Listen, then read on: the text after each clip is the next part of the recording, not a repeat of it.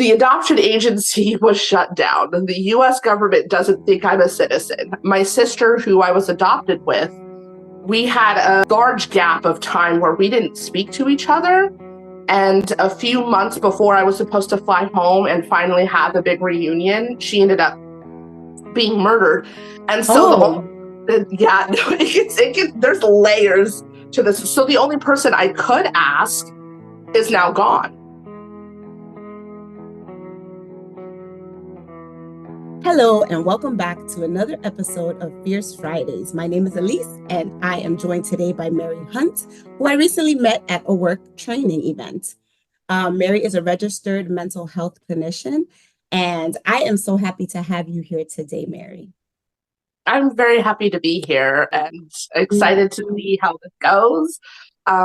I was really excited to talk to you after hearing your story, and the fact that you wanted to hear my story. I think what you're doing is great work. So to be a part of that is really exciting. Thank you. And so in this training, they broke us into these breakout groups, right? And the assignment was to talk about who we are in a poem format. And they gave us like instructions, and it was kind of guided. So we all struggled a little bit to like actually fill this paper out. And you spoke. I was just like, wow, like I really was intrigued, and I reached out immediately through the comment section and was like, hey, can I talk to you? I would love to interview you for this segment. And you immediately agreed. And so I'm so grateful for that opportunity that you've given me. So I would love for you to share what you described as who you are in that assignment. Yeah, that assignment, I was not expecting to have such an existential crisis at a work training. It was definitely interesting. And like you said, it was a fillable poem, and you really just had to fill in the blanks. I am these two people combined. I am this memory. And I think we had 20 minutes. And even after the 20 minutes of us filling it out individually, and even after our conversation, mine was still blank because I don't know. I don't know where I'm from. I know that I was adopted from Ethiopia at 18 months old. It was a transracial adoption. I know that I grew up in an all-white town, and I was the only Black kid in my entire school. And so something that I've been doing a lot lately is trying to figure out who I am. That poem was very coincidental and existential at the same time. Yeah, I can imagine, because it was very detailed. And even for me, I'm like, there's so many factors about who I am. How do I fit it onto this paper? And so for you being adopted from another country, how did not knowing your roots affect you during your childhood? So it's something that is, I didn't think about it growing up. When I grew up, I grew up in a small town where it was cows, corns, and more cows. And so I knew about Ethiopia existing, but I didn't know what it was. Growing up, my parents were like, hey, you're adopted. Obviously, I'm 5 of 9 kids.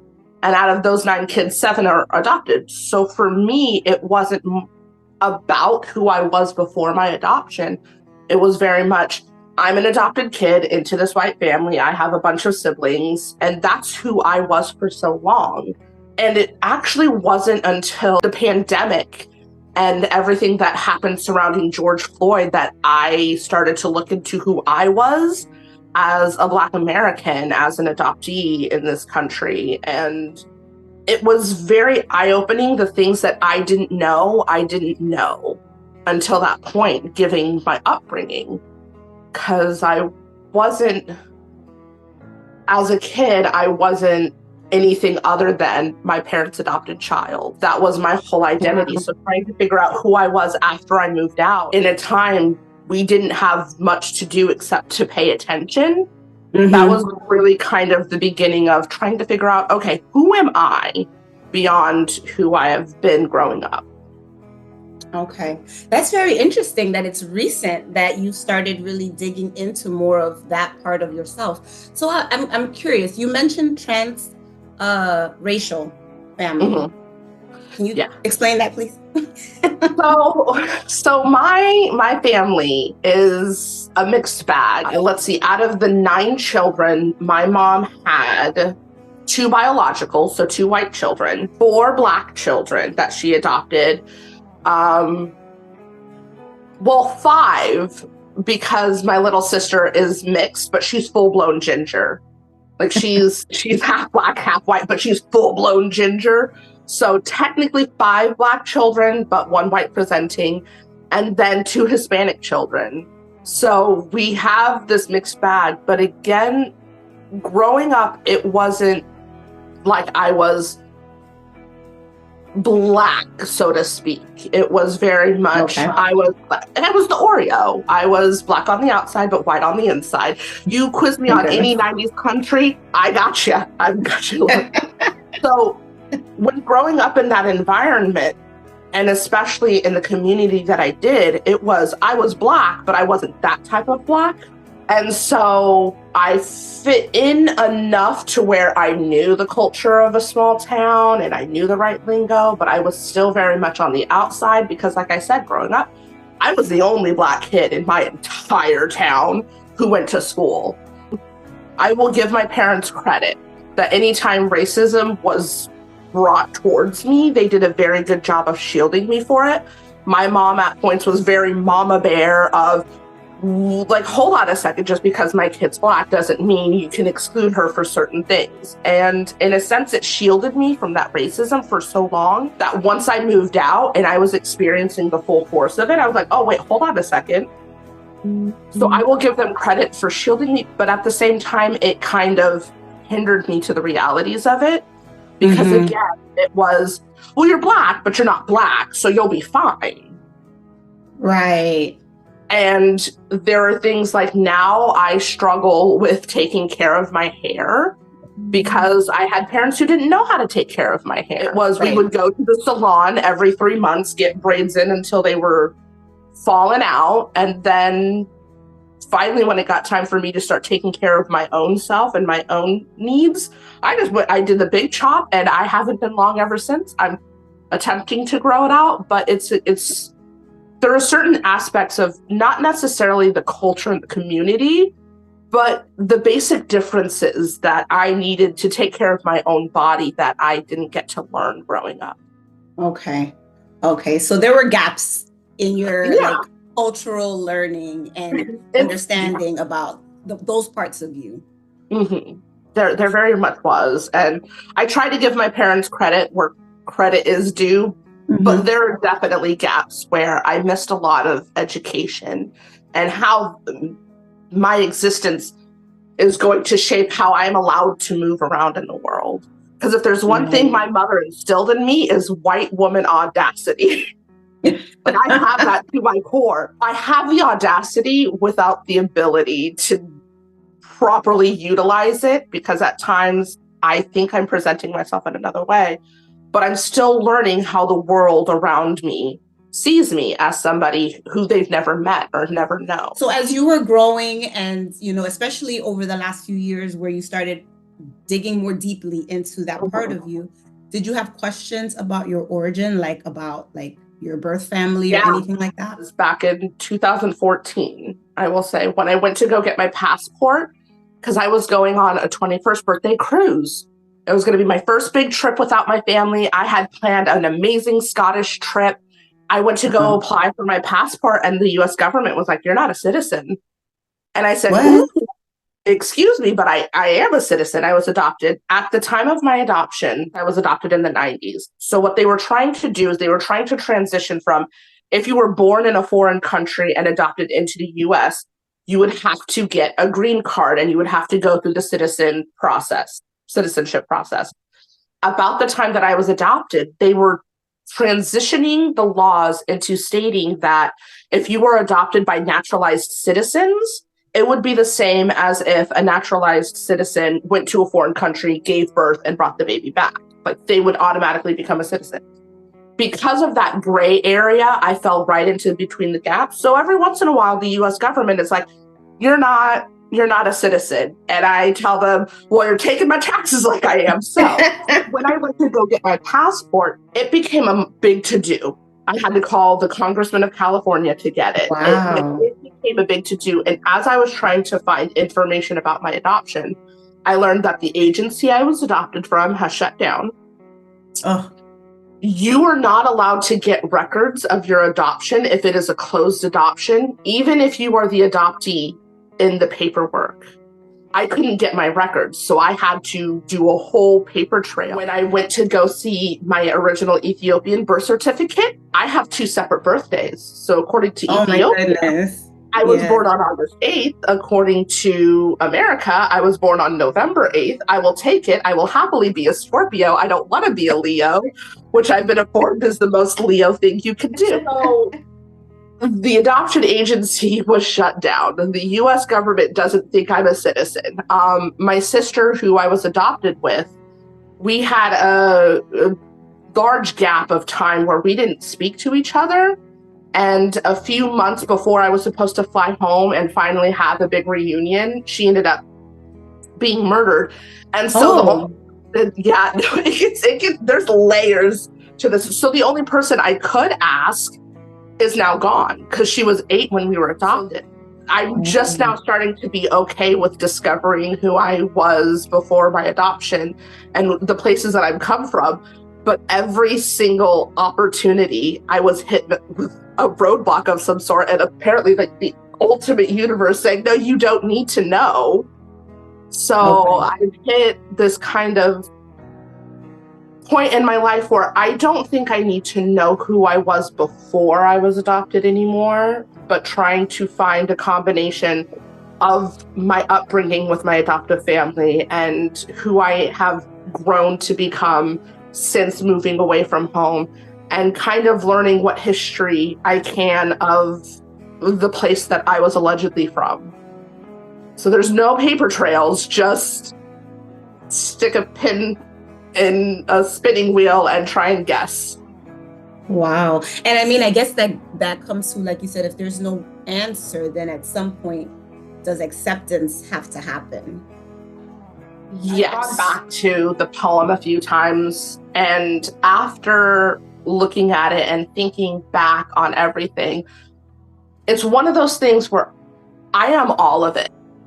I am the missing pieces that I don't know, that I will never get to know. I am the pieces of my adoptive family that we have some great memories. We have a lot of stuff, I will say, that we're still working through. And I have to accept that I will not know everything.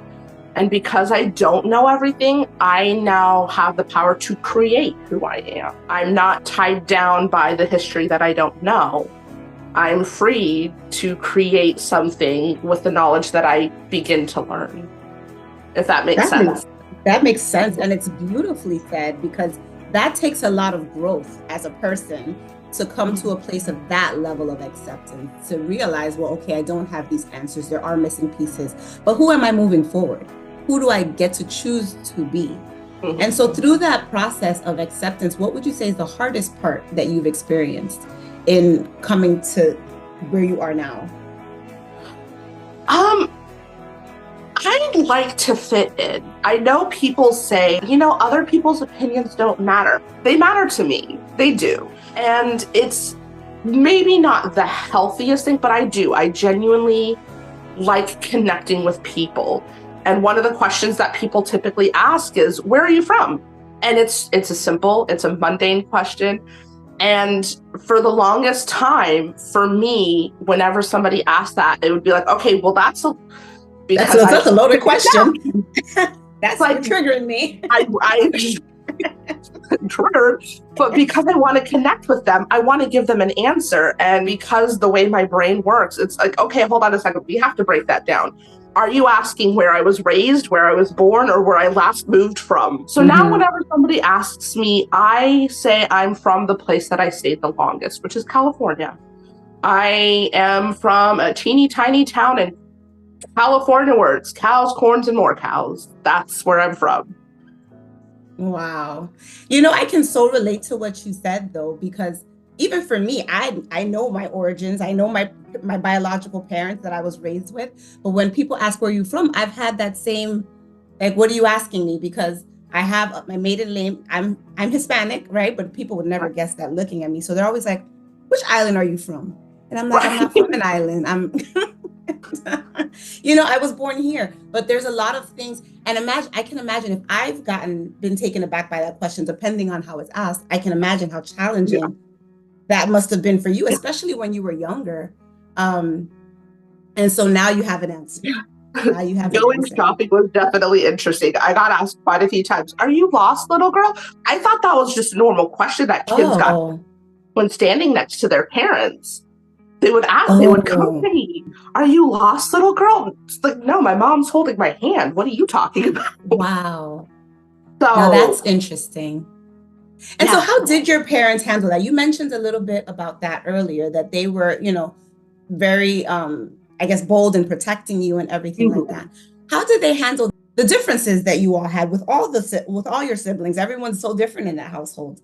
How was that Yeah, handled? when we were out and about and somebody would be like, "Are you lost, little girl?" My mom would just simply say, "Oh, no, she's mine." And then, because my mother is the way she is, would share everything. Like, I adopted her from Africa and she was just a baby orphan. Growing up, it was very interesting because apparently, in most like kids and siblings, the running joke is always, "Well, you know, you're adopted. Mom found you in like a dumpster." Like, that's what siblings would say to each other My to brother like says that to make me now. exactly. You know, you're adopted, right? You were found in a dumpster.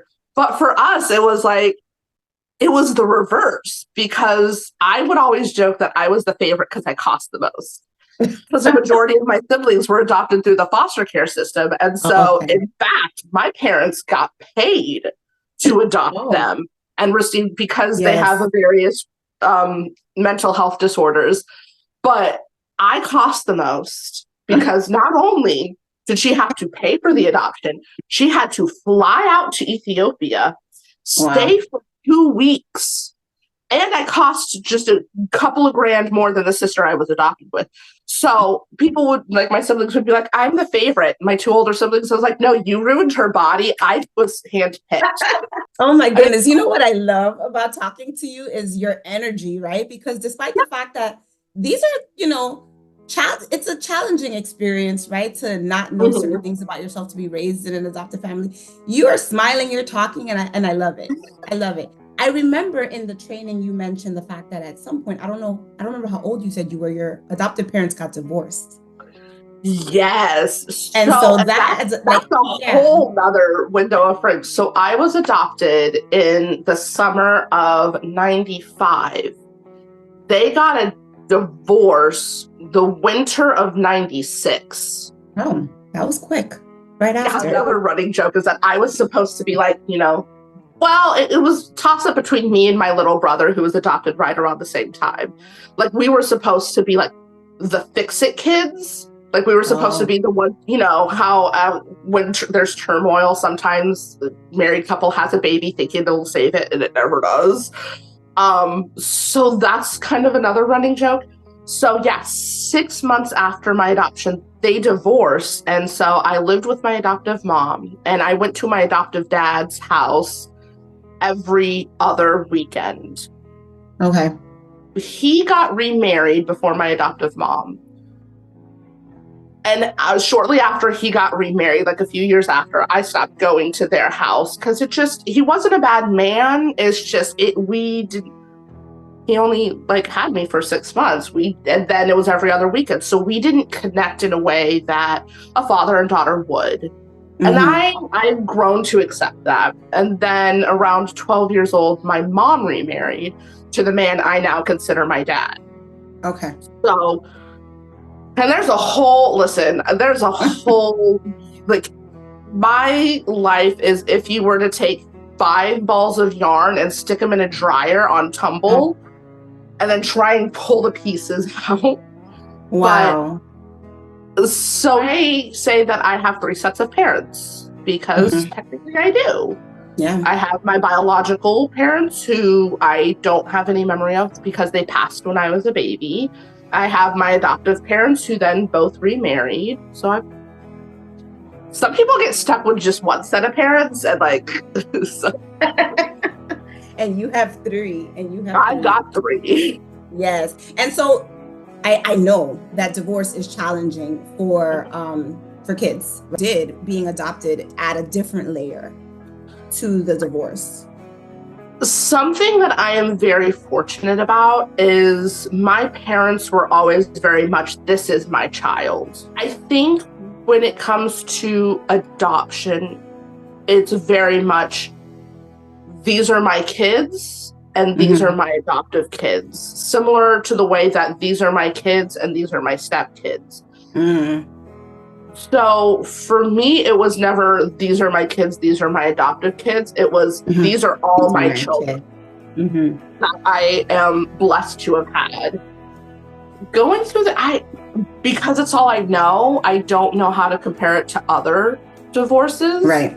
Because I'm sure that there are also other divorces with the biological children who are like, I don't have a relationship with my whatever parent that ended up leaving the situation.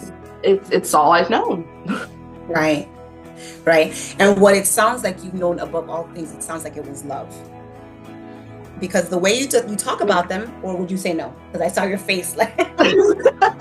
So it's one of those things that it's a very complex relationship that I have with my parents now. And I give them grace because my mom's in her 60s. Okay, so she adopted me when she was like 34. Okay. She's in her 60s. She has a very set mindset of how the world works that I drastically disagree with. So one of the things in our training that comes up a lot for me is like the angels in the nursery. Yes. And that sense of, even with a traumatic experience and a traumatic upbringing, there are always moments that you can hold on to that brought you joy and brought life to you. And so even though there are a lot of spots that I wish I could scrub clean, there is also a lot of sense. I grew up in a household where the holidays were it. Like, it was like my house every year looked like Christmas threw up. Like, it was the North Pole got shipped to my home. Every single holiday there were decorations. I grew up in a family that we would go to each other's houses, and cousins who I love dearly, who are like siblings to me.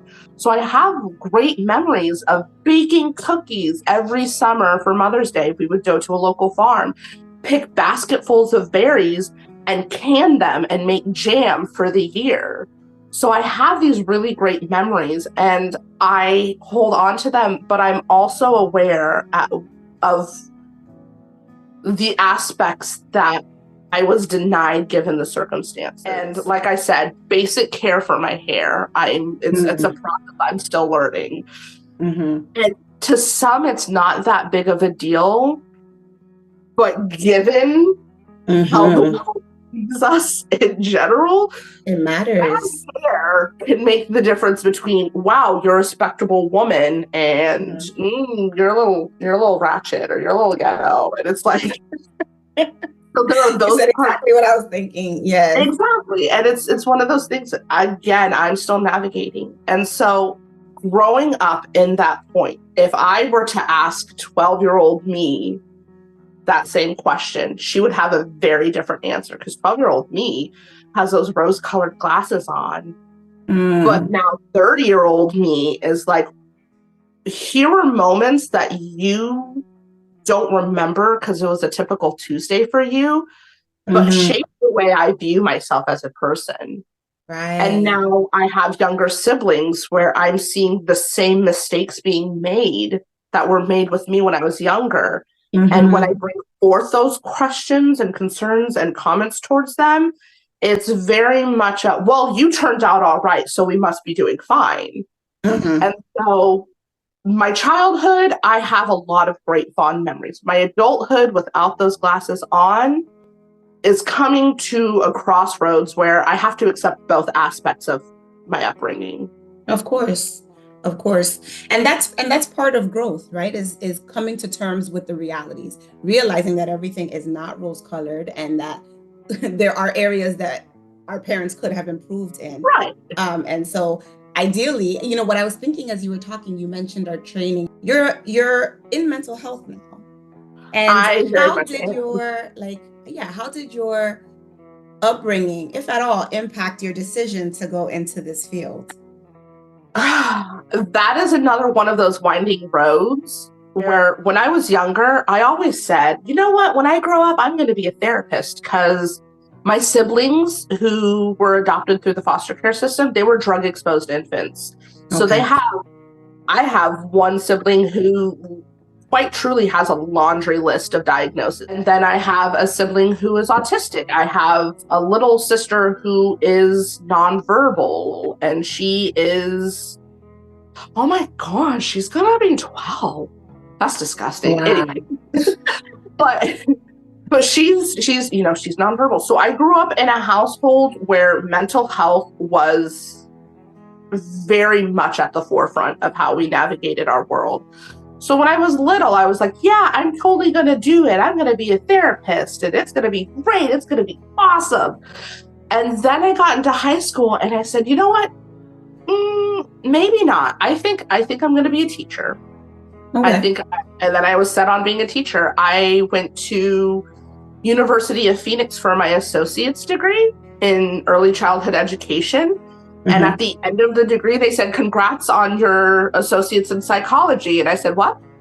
And they said, your associate's in psychology. I said, that's not what I was supposed to be going for. They said, well, you took all these psychology courses. I said, yes, because you gave me a choice of electives.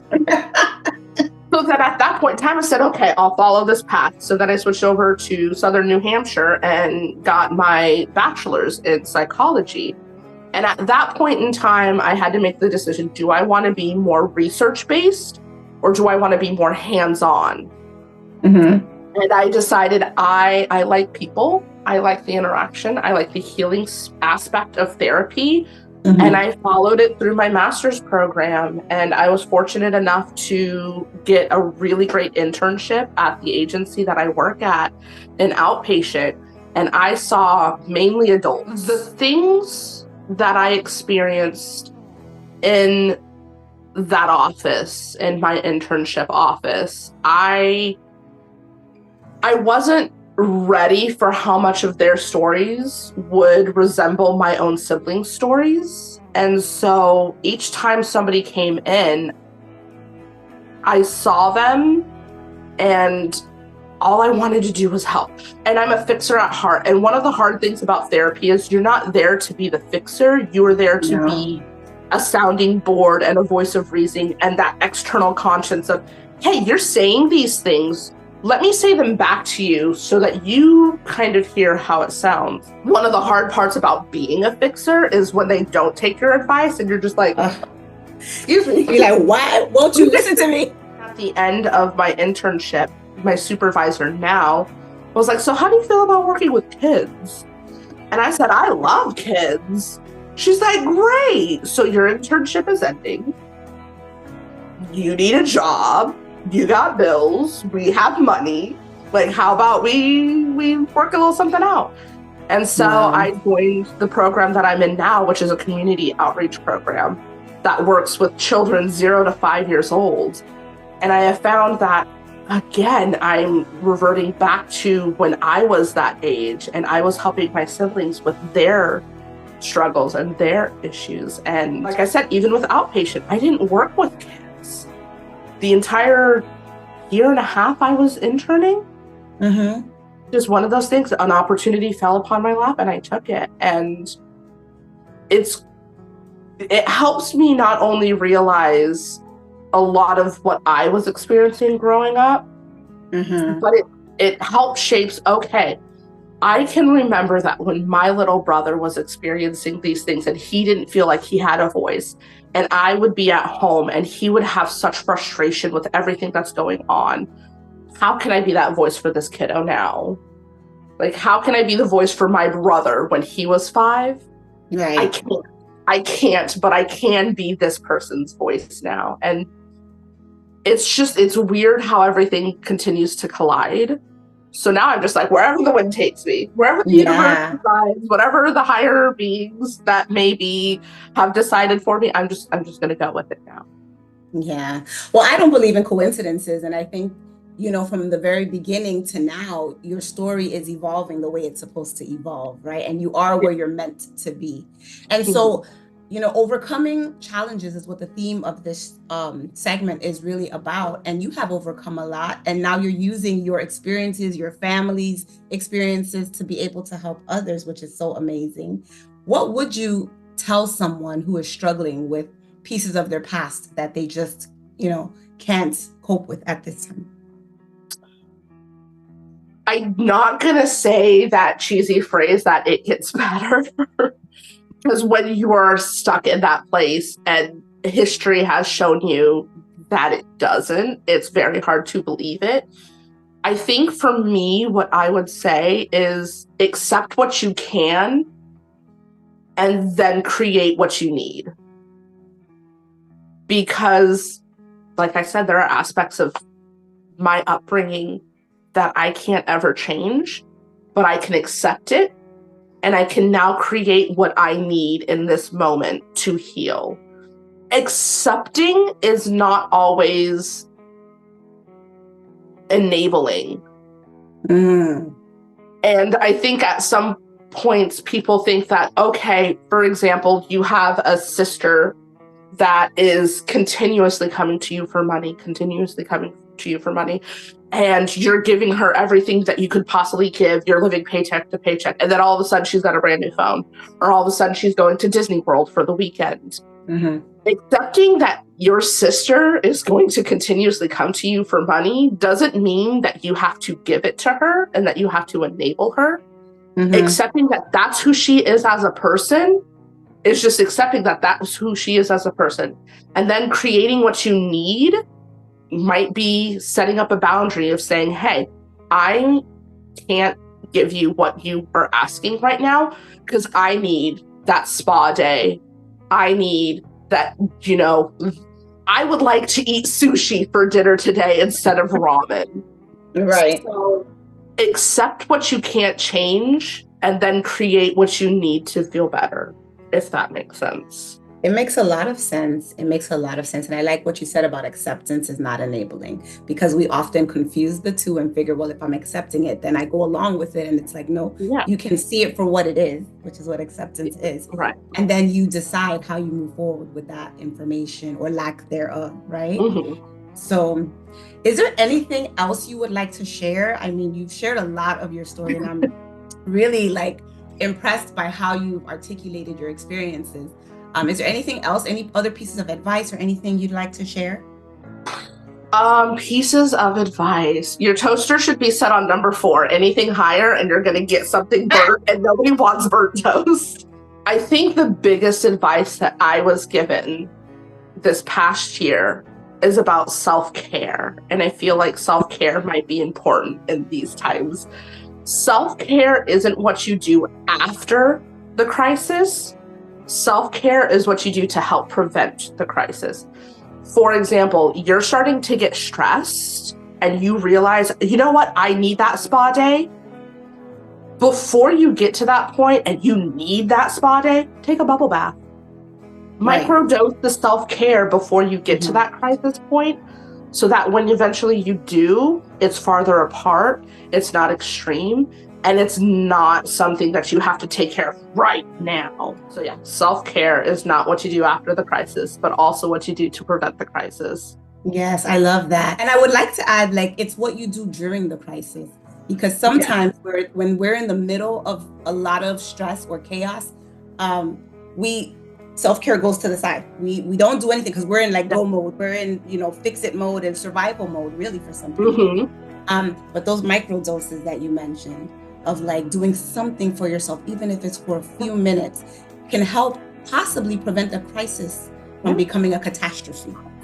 And so can't afford the pedicure? Paint the toes. Do it at home. Exactly. Take a shower that's a minute longer. Do something that you need. Take a few minutes and take some deep breaths. So I love that because self-care is so essential. And that's an area that a lot of people are not really tapping into right now. And so that was awesome. Thank you so much, Mary, for joining me today. Thank you for having me. Yeah, I'm really grateful for you coming on here because we didn't know each other, right? This No, it was like we're in a training. Hey, you want to do a show? And right. It's one of those things where, again, the universe is like, this needs to happen. exactly, exactly.